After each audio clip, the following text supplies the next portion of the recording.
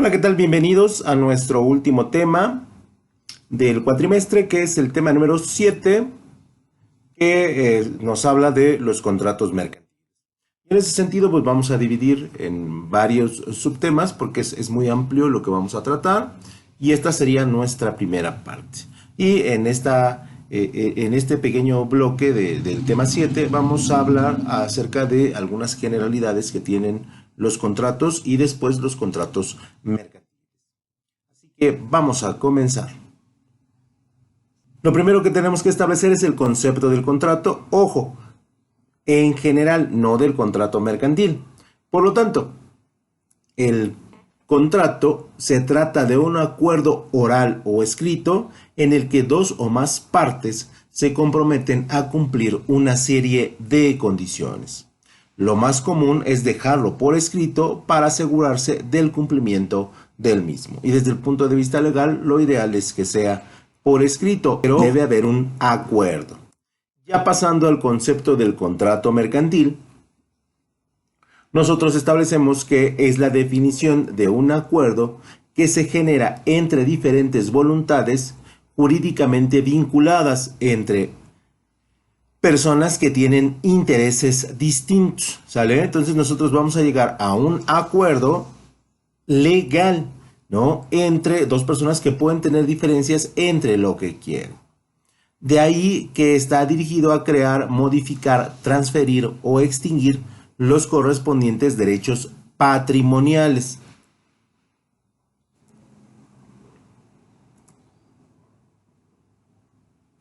Otra forma de definir este modelo es como un contrato que está sujeto a normas mercantiles. Y ahí, evidentemente, la legislación tendrá que verificar que se cumplan los acuerdos mercantiles o las leyes mercantiles.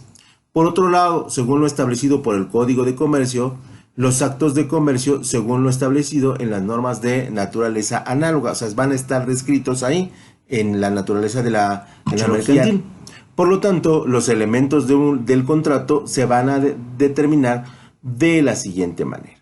En primer lugar, vamos a tener los elementos esenciales, que son aquellos sin los cuales el contrato no tiene valor o degenera en otro diferente. Y dentro de los elementos esenciales sería la capacidad, el consentimiento, el objeto y la causa del contrato, que son en mercantil. Continuando con los elementos del contrato, estaríamos hablando de la capacidad de goce, que dentro de la capacidad de goce tenemos la aptitud jurídica, ¿no?, para ejercer actos de comercio y los derechos subjetivos. También tendremos la capacidad de ejercicio, ¿no?, de la persona siempre y cuando lo pueda hacer. Y en tercero, contar con contraer obligaciones sin representación de terceros. Y entonces aquí establecemos que los contratos mercantiles están sujetos a la disponibilidad jurídica de las partes. Continuando con los elementos del contrato, estaremos hablando del consentimiento. Y el consentimiento se manifiesta por la concurrencia de la oferta y la aceptación sobre las cosas y la causa que ha de constituir el contrato. Será nulo el consentimiento prestado por error, violencia, intimidación o dolo. Ojo, cuidado cuando se llega a acuerdos, ¿no?, porque la contraparte puede decir que se actuó con dolo o con intimidación para firmarlo, y entonces tendría que haber todo un juicio para determinar a través de pruebas si realmente existió esta situación. Y puede ser que lo ganen porque es difícil probar estos elementos, pero retrasarían la conclusión del contrato que tienen determinado.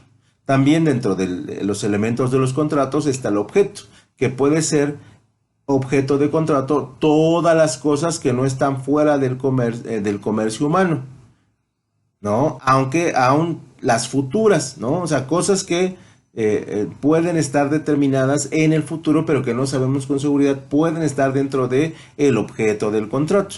¿no? ¿Qué pasa si la empresa en 2026 llega a desaparecer, ¿no? Y entonces hay un contrato sobre el cual nosotros como socios estipulamos que sucederían ciertas cosas para que este, podamos hacer el cierre de la empresa, la sucesión de la empresa, la compra de la empresa y todos estos detalles se establecen en un contrato por objeto.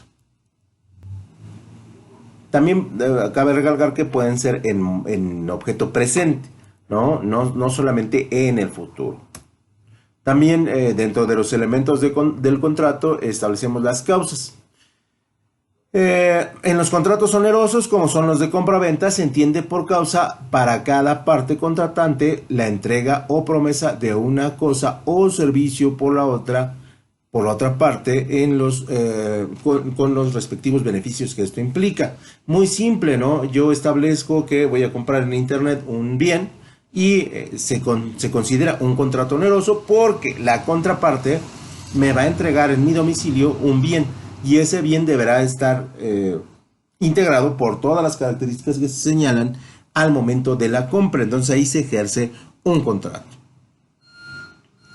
También hablamos de la forma. En algunos contratos es posible que se exija una forma específica de celebración que llegue con ciertas prácticas, que tenga cierto embalado, que tenga cierto número de piezas cada caja que te envían, que el color que tú estás solicitando sea no muy específico y es parte del contrato y es válido siempre y cuando las dos partes lo acepten. También tenemos los elementos naturales, ¿no? Que son aquellos que se entienden incorporados en el contrato, pero que las partes pueden libremente eliminar del mismo, sin que éste deje de ser válido. También tenemos los elementos accidentales, que son aquellos que las partes establecen por cláusula especial que no sean contrarias a la ley, la moral, las buenas costumbres o el orden público. Luego vamos a hablar de los vicios de consentimiento que tienen que ver con el acuerdo de contratos, el desarrollo de un contrato y la firma del mismo.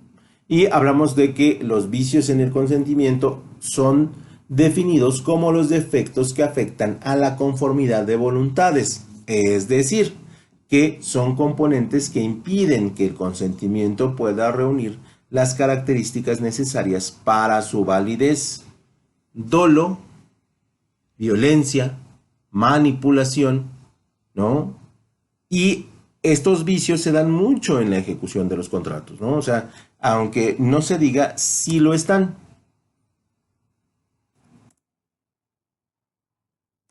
Y dentro de los vicios del consentimiento que afectan los contratos, el Código Civil Federal en el artículo 1795 los identifica como una causa de invalidez del contrato, mientras que el artículo 1812 los enumera en errores, violencias y dolos.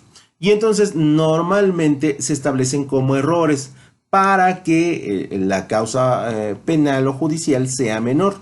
El error puede ser de hecho o de derecho.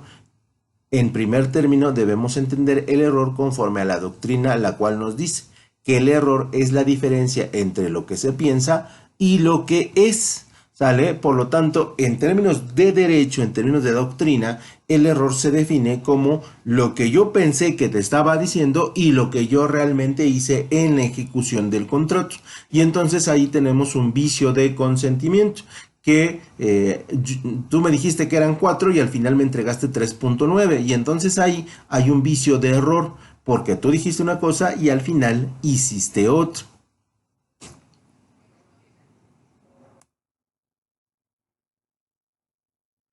Y en términos generales esto sería pues muy fácil de entender.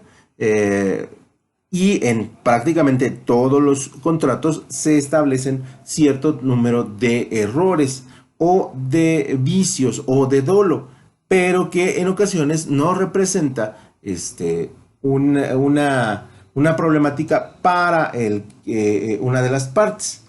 Por lo tanto, adicionalmente el error es un elemento de tipo penal conocido como fraude genérico y entonces ahí pasamos de un error entre lo que dije y lo que pasó a un fraude.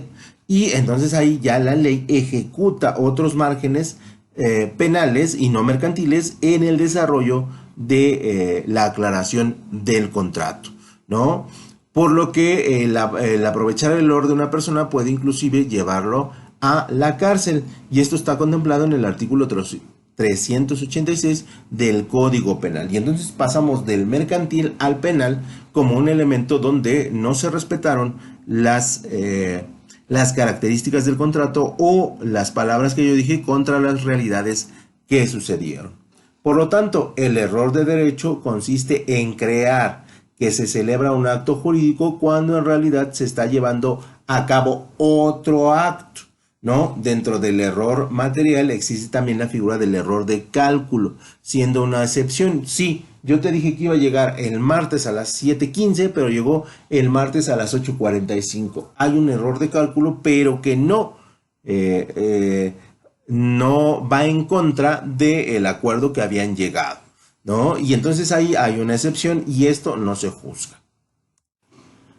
O por lo menos esto no es de carácter penal. Y finalmente la clasificación de los contratos, tenemos, y aquí tenemos una gran cantidad, ¿no? Y hablamos de los contratos unilaterales y bilaterales. Y decimos que el contrato unilateral es un acuerdo de voluntades que engendra solo obligaciones para una parte del derecho y de derechos para la otra. Normalmente los de compra-venta, siempre y cuando se pague la totalidad del bien adquirido. También tenemos los contratos onerosos o gratuitos. Es oneroso el contrato que impone provechos y gravámenes recíprocos. Los gravámenes de compra, ¿no? Son compra y venta, también son contratos onerosos o gratuitos. ¿Sale? Es gratuito en que los provechos correspondan a una de las partes y los gravámenes a la otra. Esto no es exacto, como afirman algunos autores, porque sí hay que establecer que no todos los contratos son onerosos ni causan derechos y obligaciones de forma exclusiva. Y entonces puede haber contratos unilaterales onerosos o bilaterales onerosos, ¿no? Dependiendo del bien o la cosa, como dicen los abogados, que se esté vendiendo. Continuando con la clasificación de los contratos, tenemos los contratos conmutativos. Esto se da cuando el proveedor y el gravamen son ciertos y conocidos desde la celebración del contrato, es decir, cuando la cuantía de la prestación puede determinarse desde la celebración del contrato. Y normalmente estos son los contratos bancarios, que son conmutativos. Si usted pone 1,000 pesos, al final del periodo del mes se le van a dar 2 centavos, ¿no? Ya lo sabemos. Y al final del año se le van a dar 4 pesitos de sus 1,000 pesitos, ¿no? Por decirlo de alguna manera. También están los contratos aleatorios, cuando los provechos y los gravámenes dependen de una condición o término, de tal manera que no pueden determinarse las cuantías de las prestaciones en forma exacta, sino hasta que se realicen las condiciones de término, ¿no? Y entonces aquí hay tipos de contratos que requieren. Continuando con la clasificación de los contratos mercantiles, hablamos de los contratos reales y consensuales. Los contratos reales son aquellos que se constituyen por la entrega de las cosas. Entre tanto, no exista dicha entrega, solo hay un antecontrato, llamado también contrato preliminar o promesa de contrato. Y eso sería todo por mi parte, muchachos. Les agradezco su atención y nos vemos en la clase Zoom. Por su atención, muchísimas gracias y nos vemos en un ratito.